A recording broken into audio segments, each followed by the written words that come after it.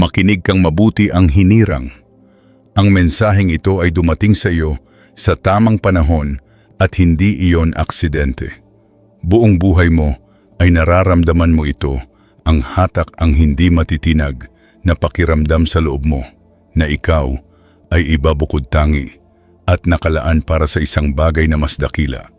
Ngunit hayaan mong sabihin ko sa iyo ang isang bagay na magbabago sa pananaw mo sa iyong sarili magpakailanman. Hindi ka lang basta iba. Ikaw ay isa sa mga paborito ng Diyos. Maaaring hindi ito sinabi sa iyo ng mundo. Sa katunayan, hindi ka naintindihan ng mga tao, tinanggihan ka at kinalaban pa. Ngunit ang totoo, hindi ka kailanman nilayong maging katulad nila. Ikaw ay pinili hinirang ng dakilang lumikha para sa isang layuning higit pa sa nauunawaan ng mundo.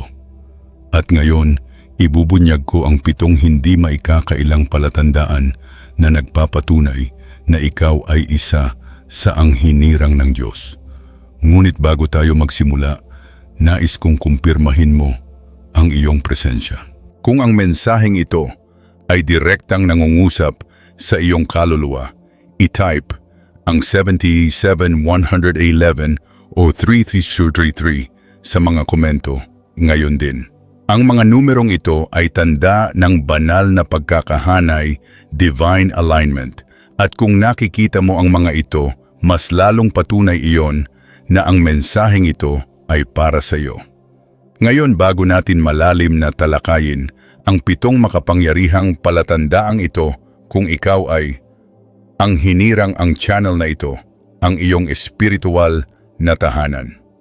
Mag-subscribe na ngayon at pindutin ang bell icon para hindi mo mapalampas ang mga makapangyarihang pagbubunyag na ito, dahil maniwala ka sa akin, ayaw ng mundo na magising ka sa iyong tunay na kapangyarihan, ngunit gusto ko ang banal na tawag para sa ang hinirang. Ang pagiging paborito ng Diyos ay hindi nangangahulugang madali ang buhay. Sa katunayan, madalas ay kabaligtaran ito.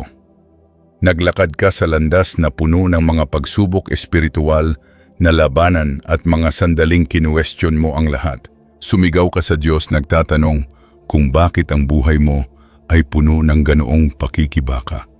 Bakit ka tinalikuran ng mga tao at bakit mo naramdaman na ikaw ay nag-iisa. Ngunit pakinggan mo, ang katotohanang ito, ang pinakamalalakas na mandirigma, ay dumadaan sa pinakamahihirap na labanan. Ang pinakaniningning na mga kaluluwa ay hinuhubog sa pinakamalalim na kadiliman, at ang mga pinakapaborito ng Diyos, ang pinakamaraming pagsubok dahil hindi ka ordinaryo, at ang mga ordinaryong tao ay hindi dumadaan sa mga pambihirang pakikibaka. Kung ikaw ay ibinukod, hindi naintindihan at nasubok ng higit sa iyong limitasyon, ito ay dahil inihahanda ka para sa isang bagay na mas dakila kaysa sa iyong naiisip. Ikaw ay tinawag, pinili at ngayon ay oras na para yakapin ang katotohanang iyon. Bakit umaabot sa iyo ang mensaheng ito? Ngayon walang nangyayari sa espiritual na aspeto ng aksidente. Pinapanood mo ito ngayon dahil ang iyong kaluluwa ay naghahanap ng mga kasagutan. May pagbabagong nagaganap sa loob mo. Nagsisimula mo nang makita ang mundo sa ibang paraan. Kinuwestiyon mo na ang mga lumang gawi, nakararamdam ng mas malalim na tawag, isang layuning mas malaki kaysa sa iyong sarili. Ito ang iyong paggising at ang dahilan kung bakit ka dinala rito ngayon ay dahil oras na para malaman mo kung sino ka talaga, oras na para yakapin mo ang iyong banal na kapangyarihan, oras na para bumangon ka. Sinubukan ng kaaway na panatilihin kang bulag, nalilito at nagdududa sa iyong sarili, ngunit hindi na ngayon dahil pagkatapos ng araw na ito, hindi mo na muling titingnan ang iyong sarili sa dating paraan. Ang 7 palatandaan na nagpapatunay na ikaw ay paborito ng Diyos. Sa sandaling ito, ibubunyag ko ang 7 makapangyarihang palatandaan na nagpapatunay sa iyong banal na katayuan bilang isa sa anghinirang ng Diyos. At habang tinatalakay ko ang bawat isa, nais kong makinig kang mabuti. Kung kahit isa man lang sa mga palatandaang ito ay tumugma sa iyo, hindi ka narito ng aksidente.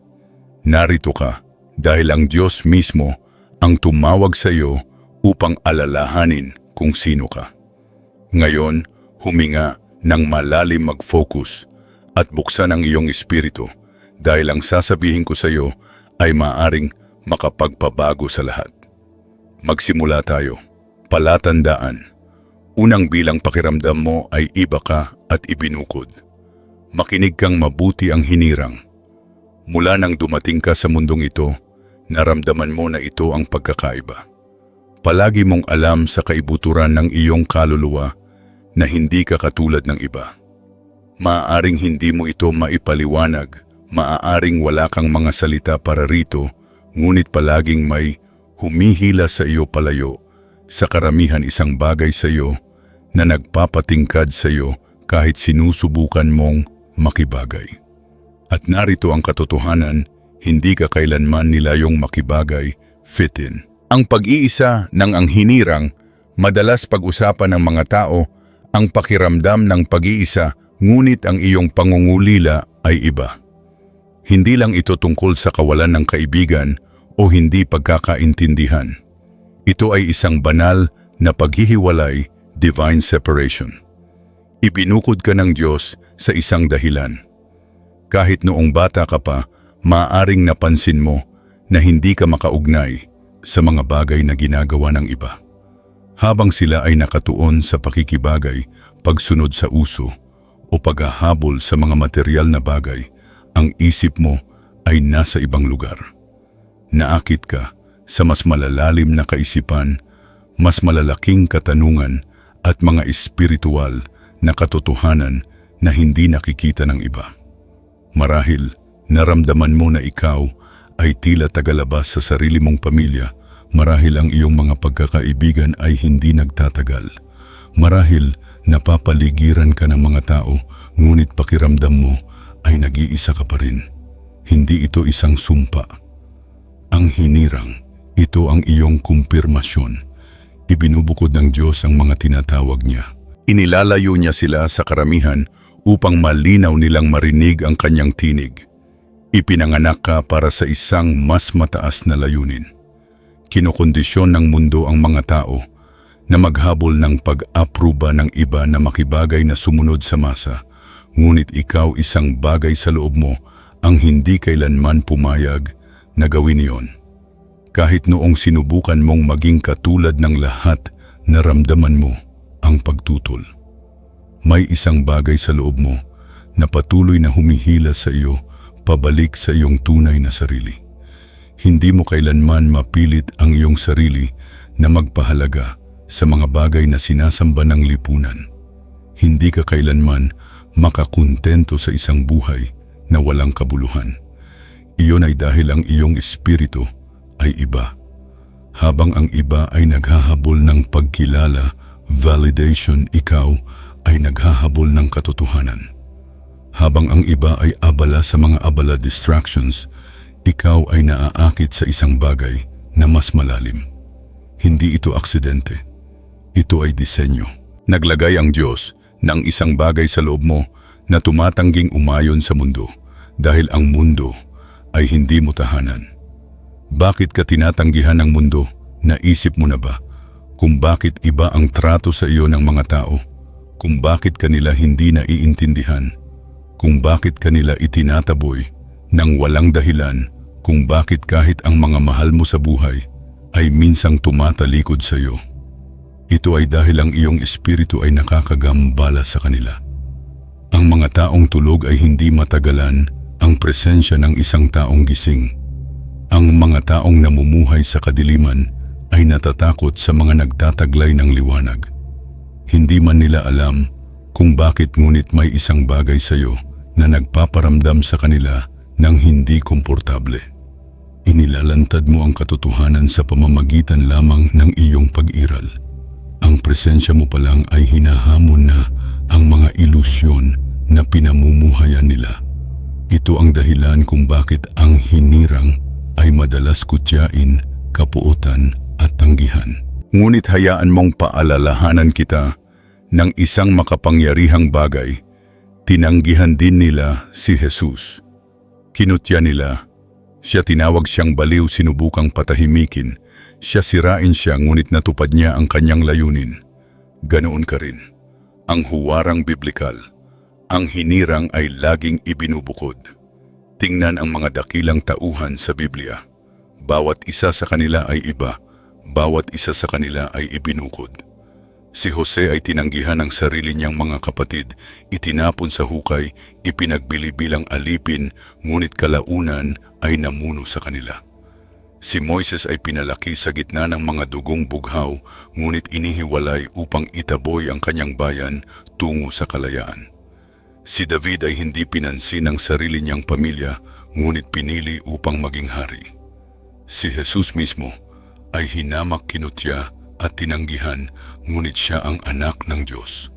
Nakikita mo ba ang huwaran? Laging tinatanggihan ng mundo ang mga pinipili ng Diyos. Ang mismong mga bagay na nagpaiba sa kanila ang nagpadakila sa kanila.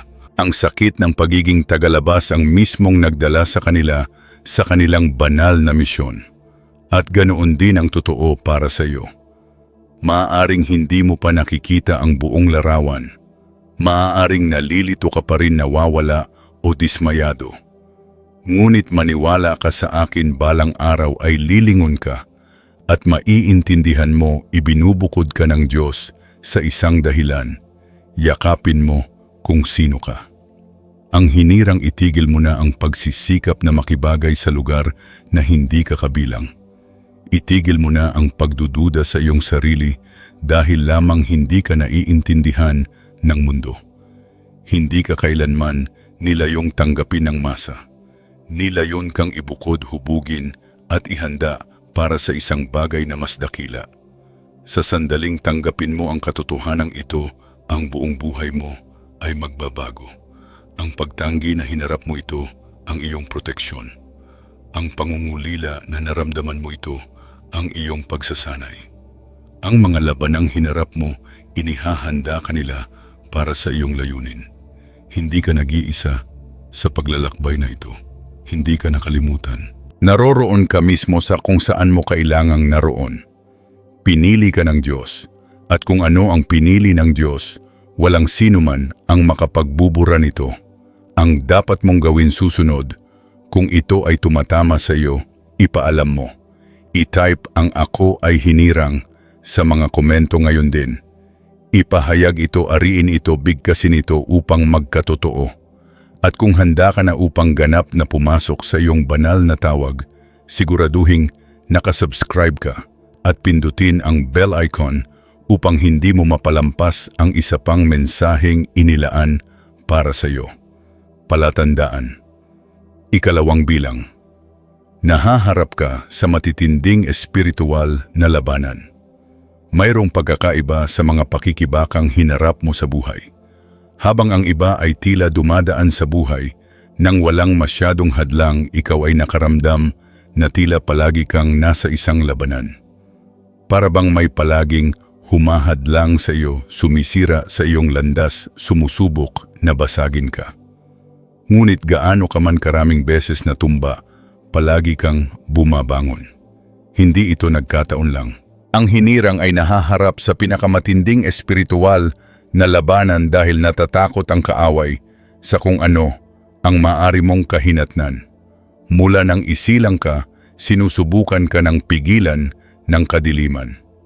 Kinilala ng kaaway ang iyong liwanag bago mo pa ito nakita sa iyong sarili. Alam niya na kung matutuklasan mo kung sino ka talaga, kung ganap kang papasok sa iyong layunin, magiging hindi ka na mapipigilan. Kaya nagpadala siya ng mga abala distractions. Nagpadala siya ng mga pagsubok, pagtataksil, pighati, pagkawala at pagdurusa. Ginamit niya ang mga taong pinakamalapit sa iyo para atakihin ka. Pinagduda ka niya sa iyong sarili, pinaramdam niya na wala kang halaga. Sinubukan niyang kumbinsihin ka na nag-iisa ka, Walang nagmamalasakit at hindi ka sapat. Ngunit sa kabila ng lahat, narito ka pa rin at iyon ang patunay na ang kamay ng Diyos ay palaging nasa iyo. Maraming tao ang dumadaan sa buhay nang hindi nararanasan ang tunay na espiritual na pakikidigma. Iyon ay dahil hindi sila banta sa kaaway. Ngunit ikaw iba ka. Ang iyong pag-iral mismo ay problema para sa mga puwersa ng kadiliman. Sa tuwing bumabangon ka, pinatutunayan mo na walang sandata na ginawa laban sa iyo ang magtatagumpay. Ang bawat labanan na ipinaglaban mo ay humuhubog sa iyo, inihahanda ka at pinapalakas ka. Hindi ka pinarurusahan, ikaw ay pinapino. Ginagawa ka ng Diyos na hindi matitinag. Maaaring napansin mo na kung kailan maganda na ang takbo ng mga bagay doon, may darating na sisira sa iyo. Kung kailan malapit ka na sa bagong panahon ng mga pagpapala, doon may darating na atake mula sa kung saan.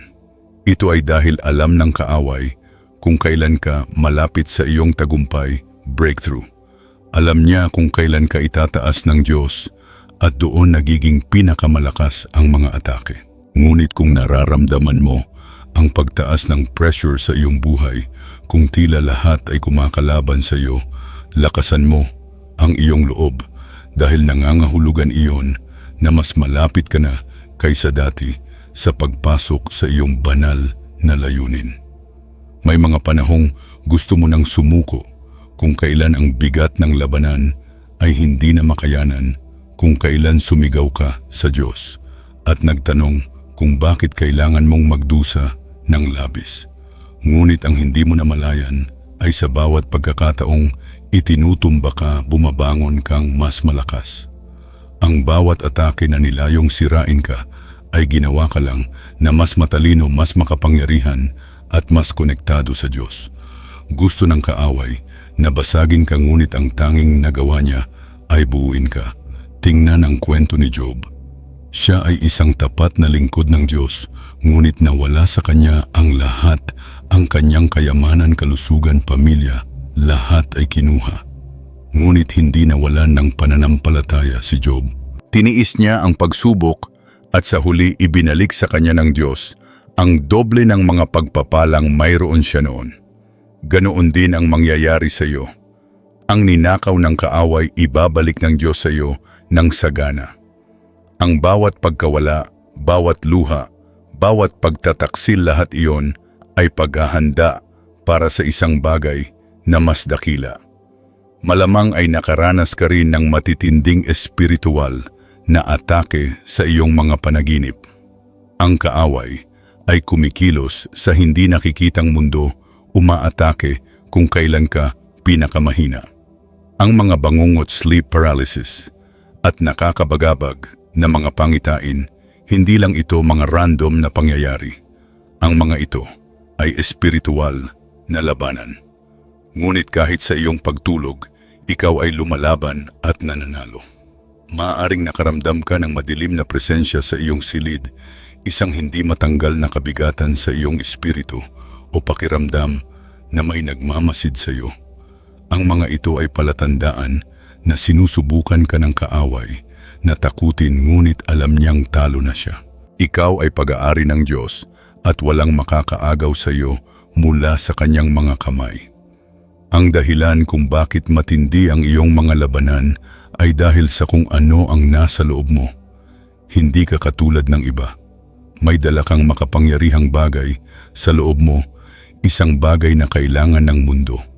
Hindi ka lalabanan ng kaaway ng ganito katindi kung hindi ka mapanganib para sa kanya. Kung ikaw ay nasa ilalim ng atake ito, ay dahil minarkahan ka ng langit para sa kadakilaan. Marami sa ang hinirang ang nakakaranas ng labanan sa kanilang mga relasyon. Kinakalaban ka ng mga tao nang walang dahilan, tinataksil ka ng mga kaibigan, itinuturing kang tagalabas ng mga miyembro ng pamilya. Ginagamit ng kaaway ang mga pinakamalapit sa iyo dahil alam niyang doon pinakamasakit. Gusto niyang maramdaman mo na nag-iisa ka, nakahiwalay at tinanggihan. Ngunit huwag kang palinlang. Ang mga ataking ito ay nilayon upang ilihis ka sa iyong landas. Kapag umalis ang mga tao, hayaan mo sila. Kapag sumara ang mga pinto, magtiwala ka na may mga mas mabubuting magbubukas. Ang para sa iyo ay hindi makukuha sa iyo. Ang hinirang hinarap mo, ang mga labanan na karamihan sa mga tao ay hindi makakaligtas. At narito ka pa rin nakatayo, sumusulong at bumabangon. Iyan ang kapangyarihan ng Diyos sa loob mo. Iyan ang patunay na kahit anong subukan ng kaaway, hindi niya masisira ang pinagpala ng Diyos. Ang iyong lakas ay nagmumula sa iyong pananampalataya. Ang bawat labanan ay nagturo sa iyo na magtiwala sa Diyos, na umasa sa kanyang kapangyarihan, na lumakad sa pananampalataya at hindi sa paningin. Nakakita ka na ng mga himala sa iyong buhay. Nakaranas ka na ng banal na pakikialam, divine intervention. Nahila ka na mula sa mga sitwasyong dapat ay sumira sa iyo, at iyon ay dahil hindi ka nag-iisa sa laban na ito. Palatandaan 3 bilang. Mayroon kang hindi matitinag na espiritu. Ang hinirang anuman ang ibato sa iyo ng buhay, narito ka pa rin. Itinumba ka na tinaksil iniwan at nasubok ng higit sa akala mong matitiis mo, ngunit tumatanggi kang mabali. Ito ang isa sa pinakadakilang palatandaan na ikaw ay paborito ng Diyos, dahil ang mga tunay na hinirang lamang ang dumadaan sa apoy at lumalabas na hindi nasusunog. Ang mga may banal na pabor lamang ang makakaligtas sa kung ano ang nilayon upang sirain sila. Isipin mo ang iyong buhay. Isipin ang mga panahong akala mo ay hindi mo nakakayanin, ang mga sandaling lahat ay laban sa iyo, kung kailan ang sakit ay sobra-sobra na, kung kailan pakiramdam mo ay wala ka nang maibibigay pa. Ngunit sa paanuman, nagpatuloy ka. Sa paanuman, nakahanap ka ng lakas upang bumangon muli. Hindi iyon aksidente. Hindi iyon ang sarili mong lakas lamang. Iyon ang kamay ng Diyos sa iyong buhay. Iyon ang banal na proteksyon na gumagabay sa iyo, nag-aangat sa iyo kung kailan hindi mo na kayang tumayo mag-isa. Maraming tao ang gumuho sa ilalim ng pressure. Sumusuko sila kapag nagiging mahirap ang mga bagay. Nawawalan sila ng pananampalataya kapag hindi nangyayari ang gusto nila sa buhay. Ngunit hindi ikaw. Mayroon kang isang bagay sa loob mo na tumatangging sumuko.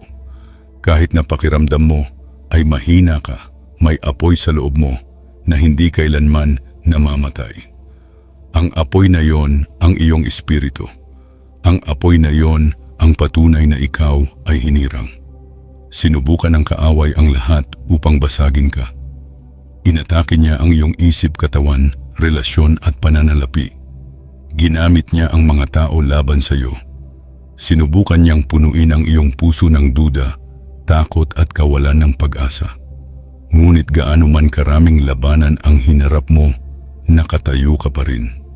Kahit naramdaman mong wasak ka na hindi ka kailanman tuluyang nasira, iyan ang nagpapaiba sa iyo.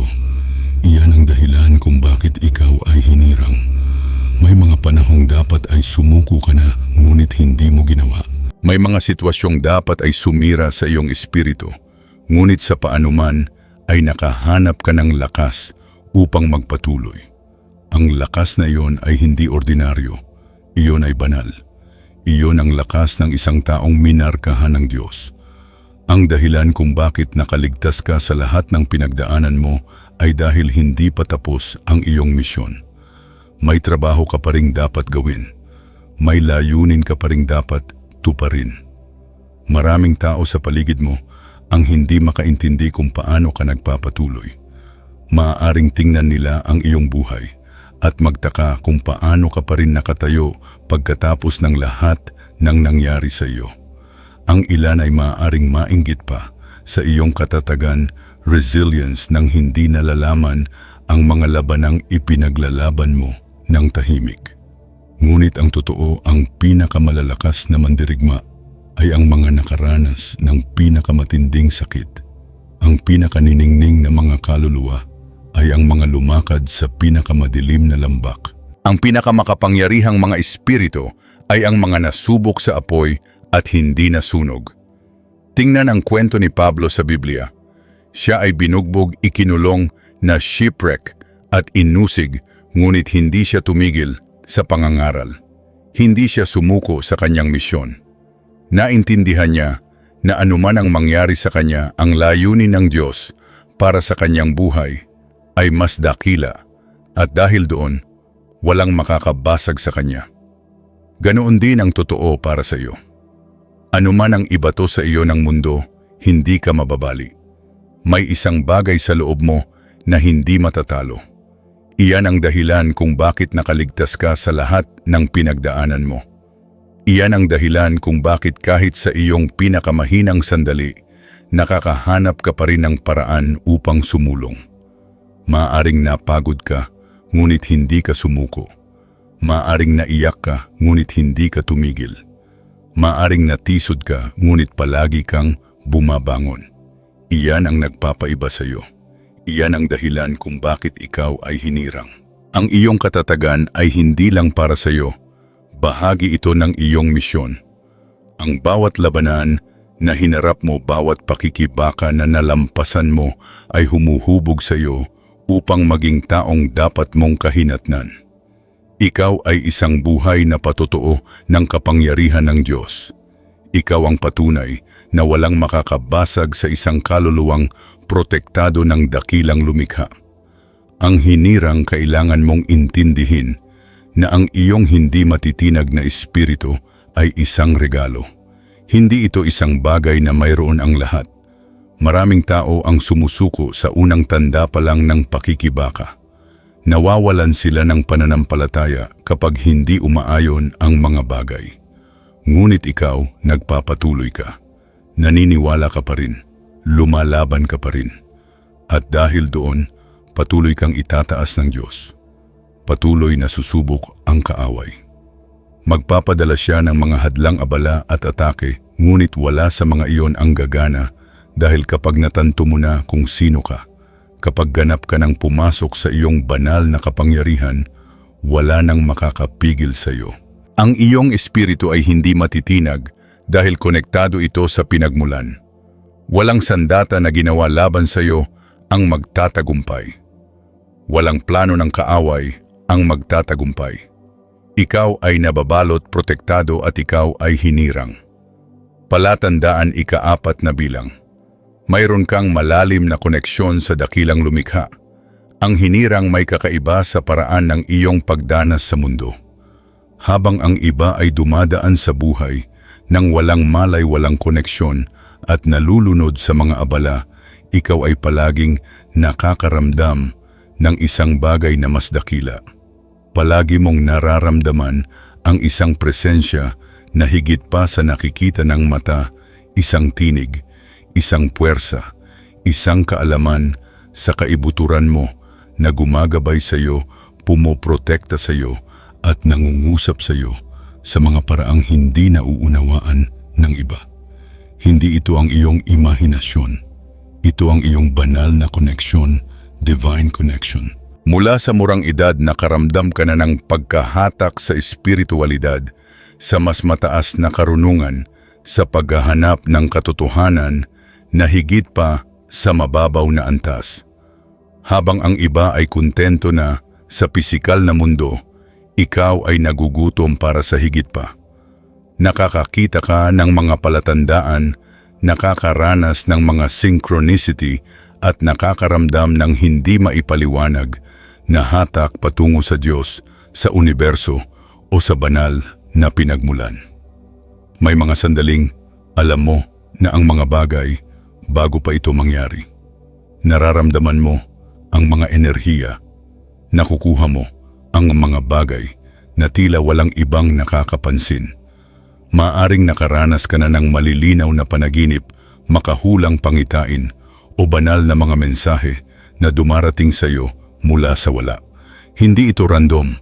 Ito ang patunay na konektado ka sa isang bagay na mas dakila.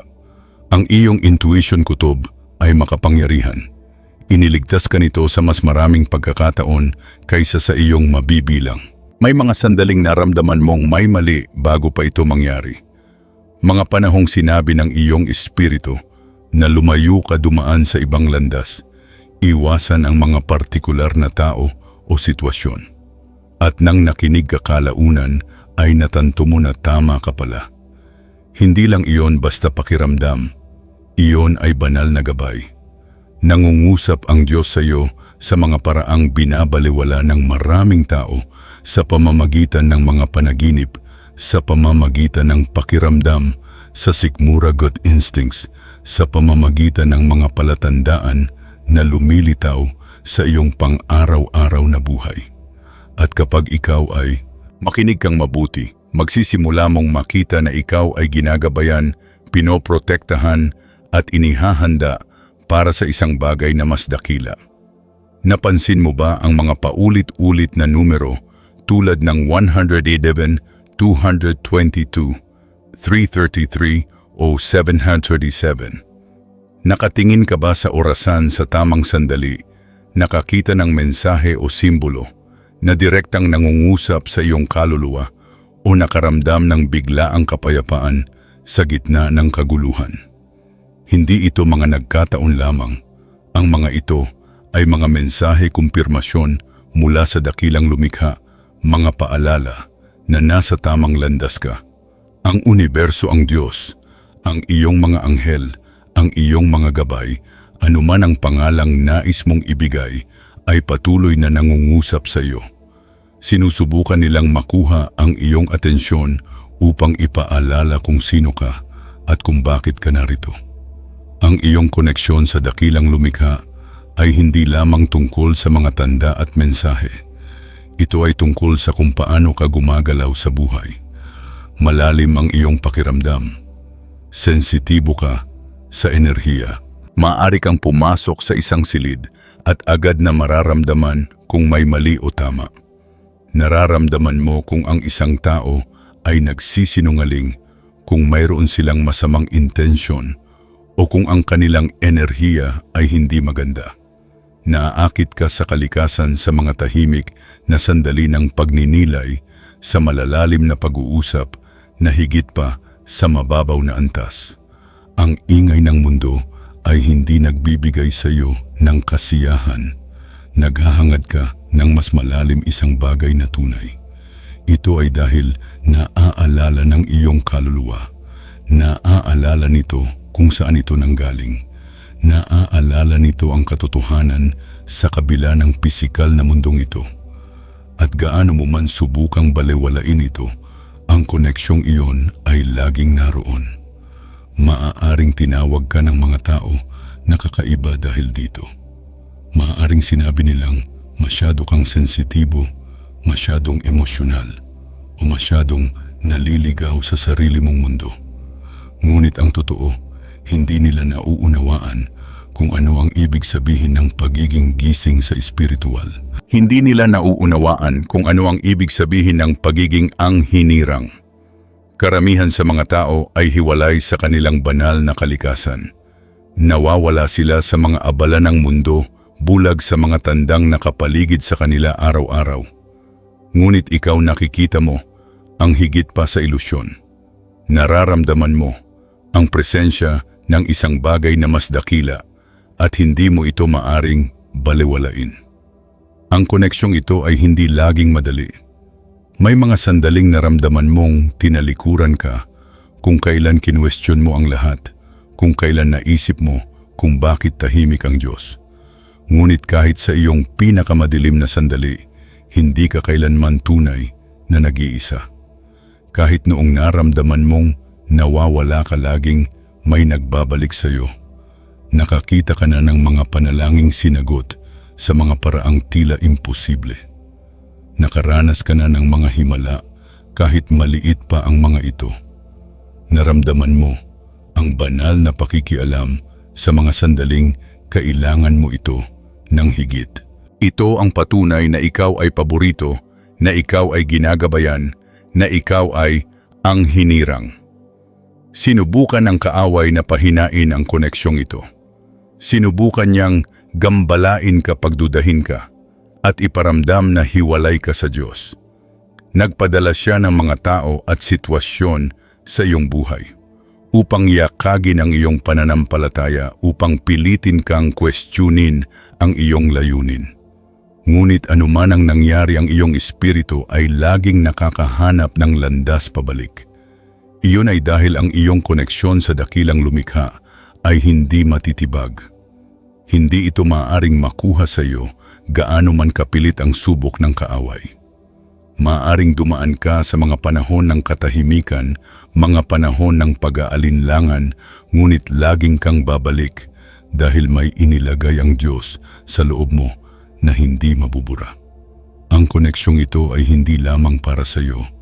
Ito ay nilayon upang gabayan ang iba. Narito ka upang maging liwanag, upang tumulong, nagisingin ang mga natutulog pa, upang maging tulay sa pagitan ng nakikita at hindi nakikita. Ang iyong karunungan, ang iyong kutob, ang iyong espiritual na pananaw, lahat ito ay bahagi ng iyong banal na tawag. Binigyan ka ng isang regalo at oras na para yakapin ito ng buo. Ang hinirang, huwag mong hayaang kumbinsihin ka ng mundo na ang iyong koneksyon ay hindi tunay. Huwag mong hayaang iparamdam ng sinuman na ikaw ay baliw dahil sa iyong nakikita, naririnig at nararamdaman. Hindi mo ito iniisip lang, hindi mo ito iniimbento. Nakatune ka sa isang bagay na hindi maunawaan ng karamihan, at iyon ang eksaktong dahilan kung bakit ikaw ay ang hinirang. Palatandaan. 5 bilang.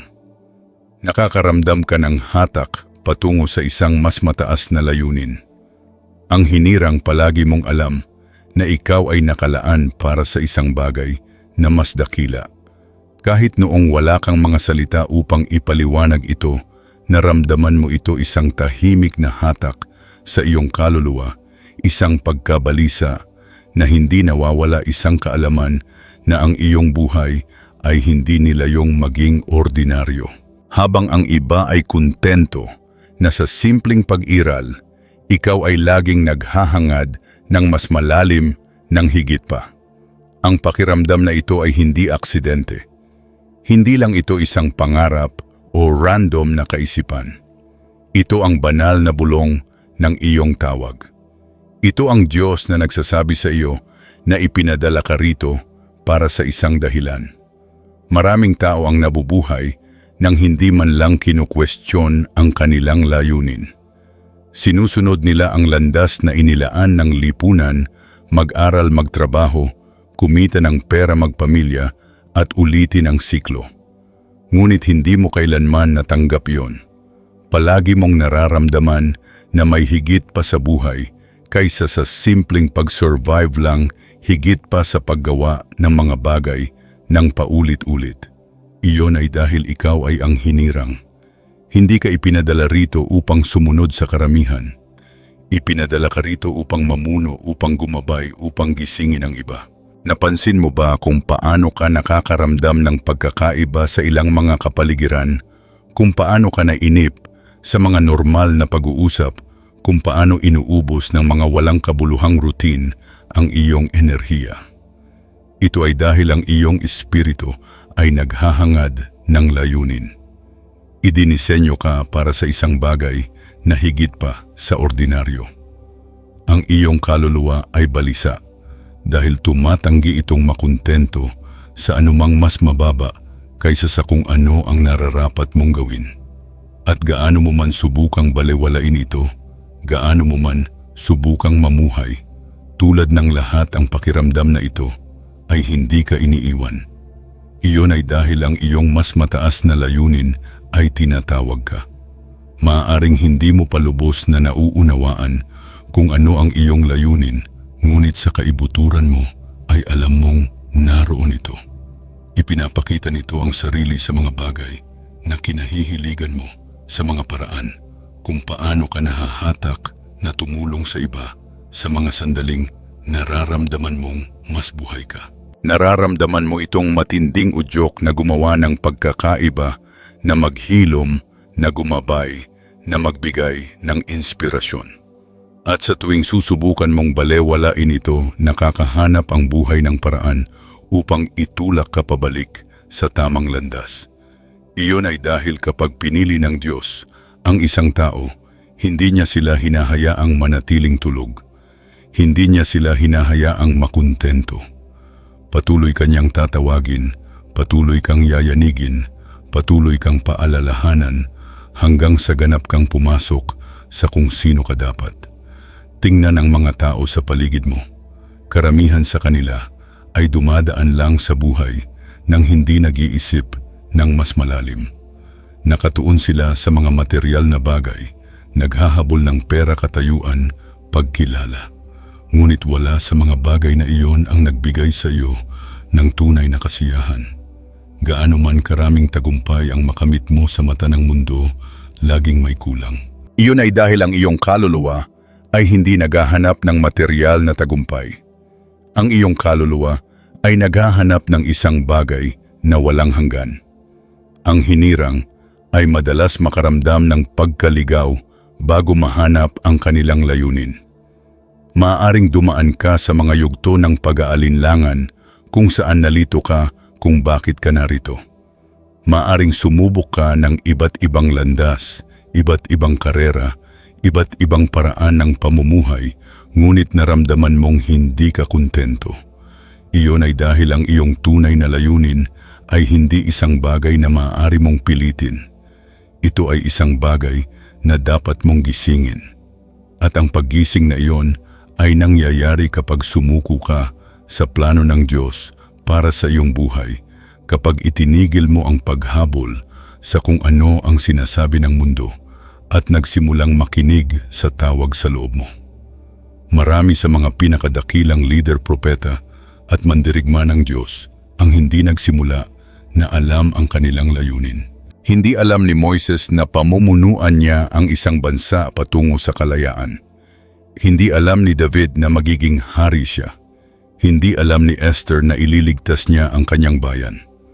Lahat sila ay mga ordinaryong tao lamang na nakaramdam ng isang pambihirang tawag, at nang dumating ang tamang panahon, pumasok sila sa kanilang banal na tungkulin.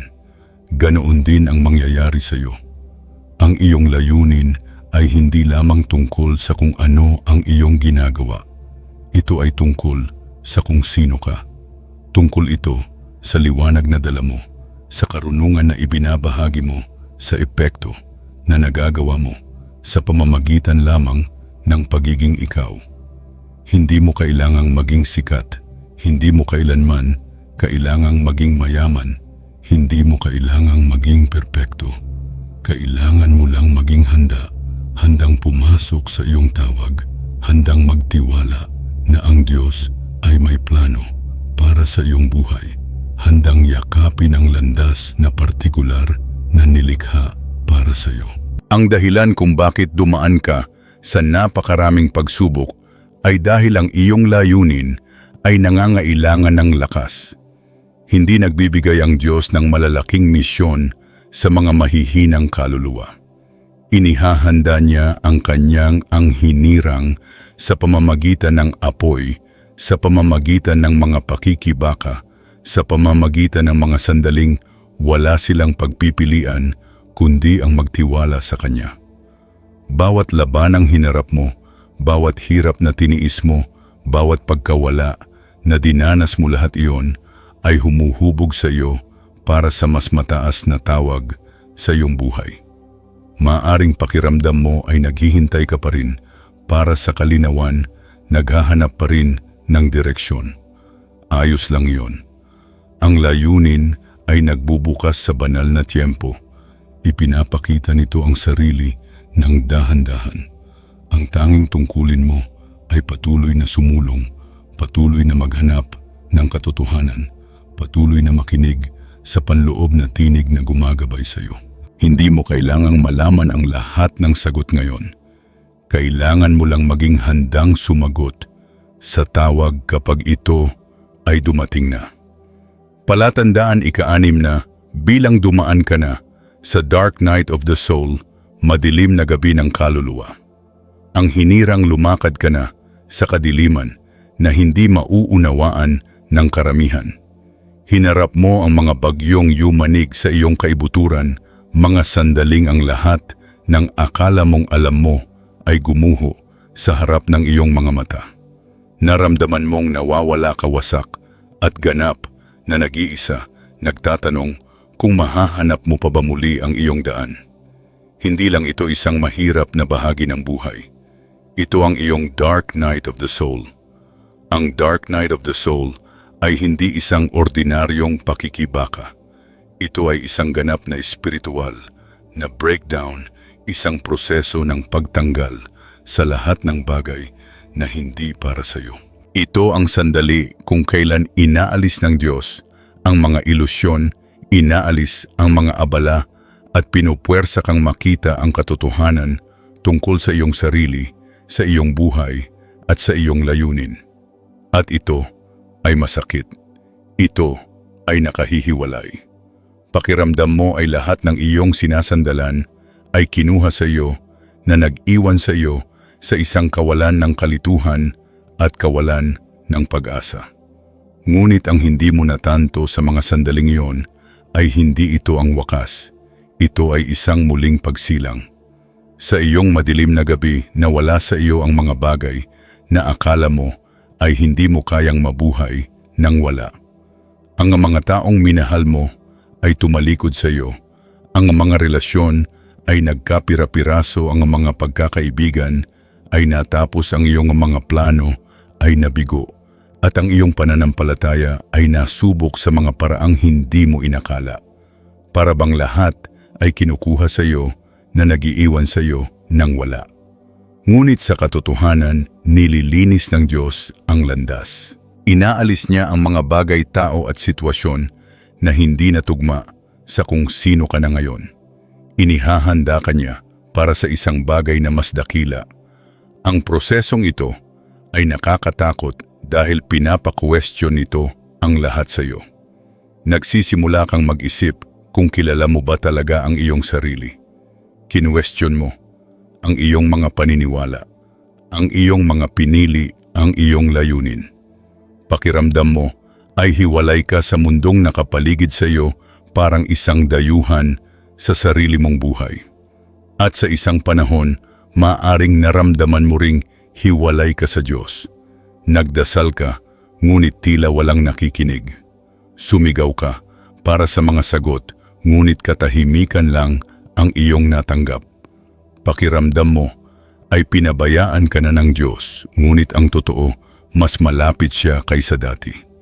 Hinahayaan ng Diyos ang hinirang na dumaan sa dark night of the soul dahil ito lang ang tanging paraan upang tunay na magising. Kapag ang lahat ay kinuha na mapipilitan kang mahanap ang iyong tunay na sarili. Inaalis sa iyo ang mga maskara, ang mga maling pagkakakilanlan, ang mga attachment sa mga bagay na hindi nagsisilbi sa iyong mas mataas na tawag. Naiiwan kang wala kundi ang iyong kaluluwa na hubad at nakalantad sa harap ng Diyos. At sa sandaling iyon, isang kamangha-manghang bagay ang nangyayari, magsisimula kang makakita ng malinaw. Ito ang sandali ng pagbabago, transformation, kung kailan mo matatanto na ang mga bagay na nawala sa iyo ay hindi naman talaga para sa iyo. Kung kailan mo mauunawaan na ang sakit na tiniis mo ay humuhubog pala sa iyo. Kung kailan ka sa wakas ay sumusuko. Na binibitiwan ang iyong pangangailangan na kontrolin ang lahat at hinahayaan ng Diyos na mamuno sa iyo. At kapag nangyari ito, hindi ka na katulad ng dati.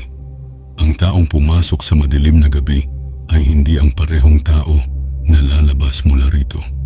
Lalabas kang mas malakas, mas matalino, at mas tugma sa iyong tunay na layunin. Karamihan sa mga tao ay hindi makakaranas ng dark night of the soul dahil hindi sila handang magising. Nanatili sila sa kanilang mga comfort zone, iniiwasan ang katotohanan, tumatangging bitawan ang mga bagay na pamilyar sa kanila.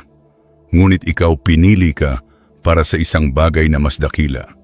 Nilayon kang magising makakita sa kabila ng ilusyon, pumasok sa kapangyarihan na palaging nasa loob mo. At ang paggising na iyon ay maaari lamang dumating sa pamamagitan ng apoy. Tingnan ang mga kwento ng pinakadakilang ang hinirang sa kasaysayan. Pumunta si Jesus sa ilang sa loob ng 40 araw, hinarap ang pag-iisa at tukso bago pumasok sa kanyang banal na misyon. Nawala kay Job ang lahat ng mayroon siya bago siya ibinalik ng Diyos na may dobleng pagpapala. Nilamon si Jonas ng kadiliman sa tiyan ng isang malaking isda bago siya muling ibinalik sa tamang landas. Bawat dakilang espiritual na mandirigma ay nakaharap sa sandali ng ganap na pagkawasak bago pumasok sa kanilang tadhana at hindi ka naiiba sa kanila. Ang pinakamahirap na bahagi ng Dark Night ay hindi ang pagkawala kundi ang pagbabago. Nangangailangan ito na bitawan mo ang lahat ng akala mong alam mo. Pinipilit ka nitong magtiwala sa Diyos nang ganap kahit hindi mo nakikita ang daan pasulong. Hinihingi nito na kumawala ka mula sa mga lumang pattern, lumang paniniwala at lumang bersyon ng iyong sarili na hindi na nagsisilbi sa kung sino ka na ngayon. Hindi lang ito isang pagsubok, ito ay paglilinis, purification. At ngayon narito ka na. Dumaan ka na sa apoy, ngunit hindi ka nasunog. Dumaan ka na sa bagyo, ngunit hindi ka nalunod. Nakita mo na ang kadiliman, ngunit hindi ka nito nilamon. Nakatayo ka pa ring mas malakas, mas matalino, mas makapangyarihan kaysa dati dahil ang Diyos ay kasama mo sa buong panahon. Kahit noong naramdaman mong tinalikuran ka, ginagabayan ka niya. Kahit noong naramdaman mong wasak ka muli, kanyang binuo. Kahit noong naramdaman mong nawawala ka, iniuwi ka niya. Ang hinirang kung lumakad ka na sa dark night of the soul, alamin mong hindi iyon para sa wala. Hindi ka pinarurusahan, inihahanda ka. Hindi ka pinabayaan, ibinukod ka. Hindi ka winawasak, muli kang isinisilang. Ang sakit na tiniis mo ay nagbigay sa iyo ng karunungan na hindi magkakaroon ang karamihan sa mga tao. Ang pagdurusang pinagdaanan mo ay nagbukas ng mga regalo pananaw at lakas na magsisilbi sa iyo habang buhay. Hindi ka na kung sino ka dati at iyon ay isang pagpapala. Ngayon habang sumusulong ka, dapat mong yakapin ang bagong bersyong ito ng iyong sarili. Hindi ka na maaaring bumalik sa dati. Hindi mo na maaaring ibaba ang iyong sarili upang magkasya sa mga lugar na nilampasan mo na. Dapat kang lumakad ng buong lakas sa iyong bagong kapangyarihan. Alam na ang lahat ng pinagdaanan mo ay kinakailangan para sa iyong ebolusyon. Hindi ka na pareho at makikita ito ng mundo.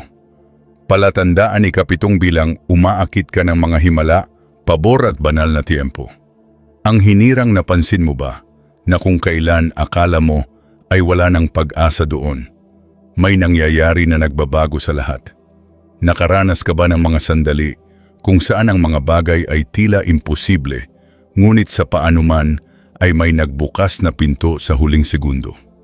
Napunta ka na ba sa mga sitwasyon kung saan hindi ka kwalipikado, hindi handa, o kahit hindi napansin, ngunit napunta ka pa rin sa tamang lugar, sa tamang oras? Hindi ito mga nagkataon lamang, ito ay banal na pabor, divine favor.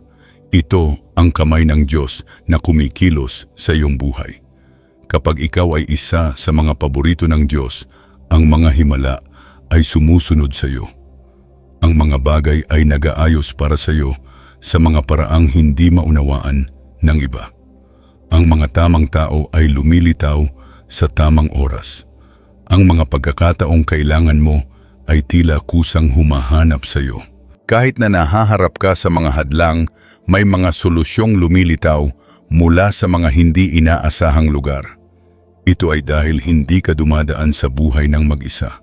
Ikaw ay banal na ginagabayan, protektado at pinapaboran ng higit sa sukat. Maraming beses na maaring hindi mo pa namamalayan kung gaano karami ang iyong pabor hanggang sa lumingon ka sa nakaraan. Isipin ang mga panahong ikaw ay nasa panganib, ngunit sa paanuman ay naging maayos ang lahat. Isipin ang mga panahong hindi mo alam kung paano ka makakatawid, ngunit may dumating na pagpapala sa tamang oras. Nakaligtas ka sa mga bagay na hindi nagawa ng iba. Nailagay ka sa mga posisyon na inabot ng maraming taon ang iba bago narating. Nakatanggap ka ng mga pagpapalang alam mong hindi mo nakuha ng mag-isa. Ito ang ebidensya na ikaw ay hinirang. Ang banal na tiempo, divine timing, ay laging kumikilos sa iyong buhay. May mga panahong gusto mong mangyari agad ang isang bagay, ngunit hindi ito nangyari. Nagdasal ka, naghintay ka, at tila walang gumagalaw. Ngunit kalaunan nang ang lahat ay maayos na natanto mo kung bakit kailangang mangyari iyon sa ganoong paraan. Ang tiyempo ng Diyos ay perpekto. Hindi siya kumikilos sa schedule ng tao. Hindi siya nagmamadali at hindi siya nahuhuli. Kapag ang isang bagay ay para sa iyo, darating ito sa eksaktong tamang sandali, hindi mas maaga o mas huli ng isang segundo. May mga pintong isinara para sa iyo at noong panahong iyon ay pakiramdam mo ay pagtanggi, rejection iyon, ngunit kalaunan ay nakita mo na ang mga pintong iyon ay hindi naman talaga para sa iyo. Kung pumasok ka sa kanila, inilayo ka sana nila sa iyong tunay na landas. May mga relasyong natapos at noong panahong iyon ay pakiramdam mo ay pagkawala iyon, ngunit kalaunan ay nakita mo na ang mga taong iyon ay hindi maaaring sumama kung saan ka pupunta.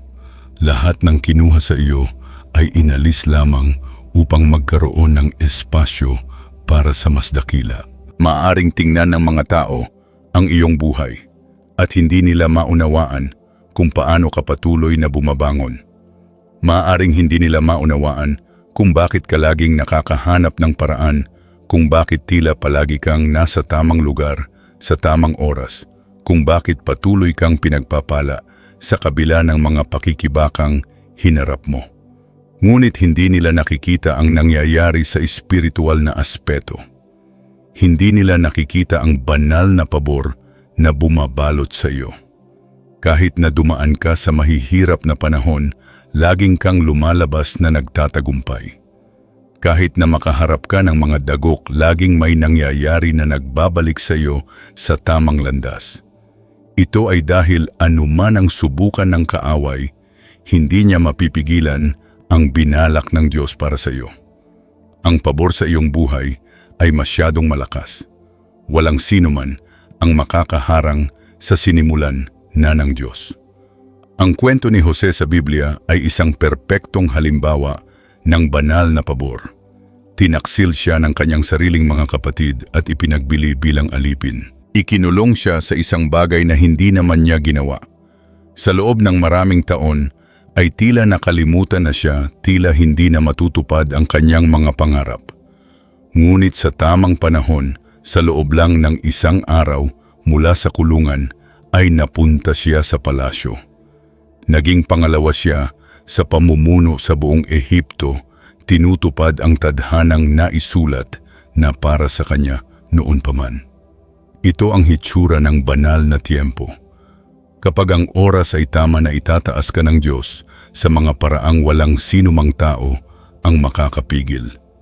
Ang hinirang kung nakakakita ka ng mga tanda, kung nakakaranas ka ng mga hindi inaasahang pagpapala, kung natagpuan mo ang iyong sarili sa mga sitwasyon kung saan ang lahat ay naging maayos sa mga paraang hindi mo maipaliwanag, ito ang patunay na lumalakad ka sa banal na pabor. Inaayos ng universo ang mga bagay para sa iyo. Ang mga pintong para sa iyo ay magbubukas ng kusa. Ang mga taong nilayong tumulong sa iyo ay lalabas kung kailan mo sila kailangan. Hindi mo kailangang pilitin ang anuman. Ang para sa iyo ay laging hahanapin ka. Hindi ito nangangahulugan na hindi ka na makakaharap ng mga hamon. Sa katunayan, lalong susubok ang kaaway na pigilan ka dahil alam niya kung gaano ka kapaborado. ngunit walang atake ang makapagbabago sa kung ano ang naisulat na. Walang hadlang ang makakaharang sa landas na inilatag ng Diyos para sa iyo. Ang pabor sa iyong buhay ay masyadong makapangyarihan. Ang hinirang dapat mong yakapin ang katotohanan ito. Hindi ka lang mapalad. Hindi ka lang basta nasa tamang lugar, sa tamang oras, ng aksidente. Kumikilos ka ayon sa banal na kaayusan, divine order. Mayroon kang tadhana na nagbubukas ng eksakto sa kung paano ito nararapat. Magtiwala sa proseso, magtiwala sa tiempo. Alamin na ang lahat ay nangyayari sa isang dahilan, kahit ang mga bagay na tila walang saysay sa ngayon. Konklusyong makakapagpabago ng buhay. Ang hinirang ngayon ay alam mo na ang katotohanan. Hindi ka ordinaryo. Ikaw ay ibinukod na subok pinalakas at ginabayan para sa isang banal na layunin. Lahat ng hinarap mo, bawat pakikibaka, bawat pagkawala, bawat sandali ng pag-aalinlangan ay inihahanda ka para sa landas na bumubukas sa harap mo. Ikaw ay isa sa mga paborito ng Diyos at walang puwersa sa mundong ito ang makakakuha niyan sa iyo. Ngayon na ang oras upang ganap na pumasok sa iyong kapangyarihan. Wala nang pagtatanong, wala nang pagdududa, binigyan ka na ng mga tanda. At ngayon ay dapat kang lumakad ng buong tapang sa pabor na inilagay sa iyong buhay. Ang mga labanang ipinaglaban mo ay hindi nawalan ng saysay. Ang pag-iisa, ang mga hirap, ang paggising, lahat ito ay nagdala sa iyo rito sa mismong sandaling ito. Kung ang mensaheng ito ay may ginising sa loob mo, i-type ang tinatanggap ko ang aking tawag sa mga komento. Manindigan sa iyong katotohanan, lumakad sa iyong tadhana. At kung handa ka nang ipagpatuloy ang paglalakbay na ito ng karunungan at pagbubunyag, mag-subscribe na ngayon at pindutin ang bell icon upang hindi mo mapalampas ang inilaan para sa iyo. Ito ay simula pa lamang. Dumating na ang iyong oras. Bumangon ka, ang hinirang. Naghihintay ang mundo sa iyo.